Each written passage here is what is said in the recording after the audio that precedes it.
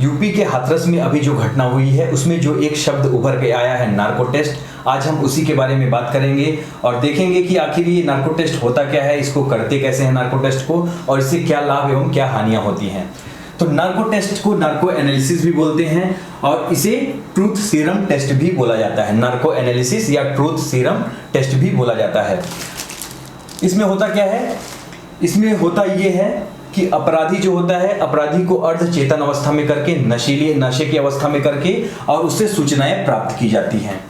ये कार्य कौन करता है? ये कार्य डॉक्टर्स करते हैं पुलिस के सहयोग से। और इसमें अपराधी को पूरी तरह से मतलब अर्धचेतन अवस्था में करने के बाद और उससे सूचनाएं प्राप्त की जाती है। मतलब उसको बार बार उससे कोई चीज बोली जाती है, जैसे कि आप नशे में कभी होता है इंसान, तो उससे क्या होता है जब बार बार कोई चीज बोलो तो वो कहीं न कहीं जाके सच उगल देता है। तो इसी तरह नार्को टेस्ट का भी उपयोग किया जाता है। अब नार्को टेस्ट में अगर हम बात करें तो नार्को टेस्ट जो होता है इसमें सबसे बड़ा जो रोल होता है वो होता है 2 दवाओं का। एक होती है सोडियम पेंटोथल और दूसरी होती है सोडियम एमाइटल।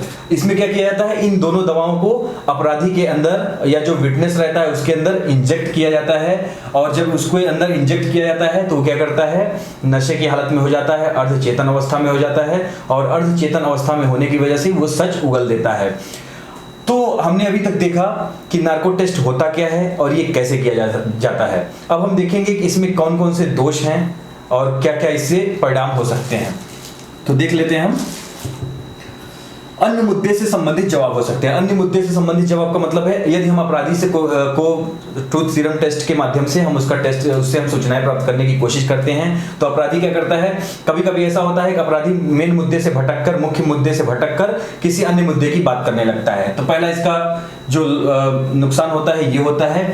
दूसरा है स्वास्थ्य के लिए ठीक नहीं होता या शरीर पर कुप्रभाव पड़ता है। यानी जो जिसको नार्को टेस्ट जिसका किया जाता है उसको जो ये दवाई दी जाती है सोडियम पेंटोथल और एक दवा और है सोडियम पेंटोथल के अलावा सोडियम एमाइटल, इन दवाओं से क्या होता है, इन दवाओं से उसके शरीर पर कुप्रभाव पड़ता है, व्यापक असर पड़ता है और इसके वजह से वो स्वास्थ्य के लिए उसके ठीक नहीं होता। तीसरा क्या है, भाषा और उच्चारण अस्पष्ट। जब कोई व्यक्ति नशे में होता है तो आपने देखा होगा कि उसकी आवाज साफ नहीं निकलती है। तो उसी प्रकार इसमें भी भाषा और उच्चारण बिल्कुल भी स्पष्ट नहीं रहता।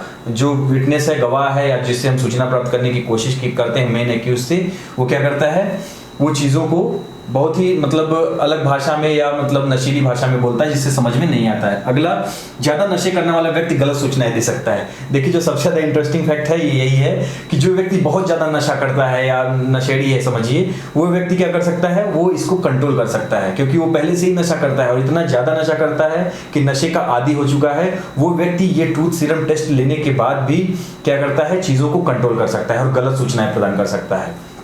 अगला, भारतीय न्यायालय साक्ष्य के रूप में इसे मान्यता नहीं देता। भारतीय जो न्यायालय है ये साक्ष्य के रूप में मान्यता क्यों नहीं देता, आपने अभी जो हमने 3-4 पॉइंट्स के बारे में बात की, इसका रीजन यही है कि गलत सूचना भी दे सकता है कोई अगर नशा करता हुआ ज्यादा तो, और उसके अलावा शरीर पर प्रभाव पड़ता है, इसलिए न्यायालय इसे नहीं देता मान्यता। लेकिन इसका जो मुख्य उद्देश्य है, इसका मुख्य उद्देश्य होता है कोई भी आपराधिक गतिविधि होती है तो इसको क्या किया जाता है, इसको कानूनी छानबीन को दिखा देना मात्र ही इसका उद्देश्य है।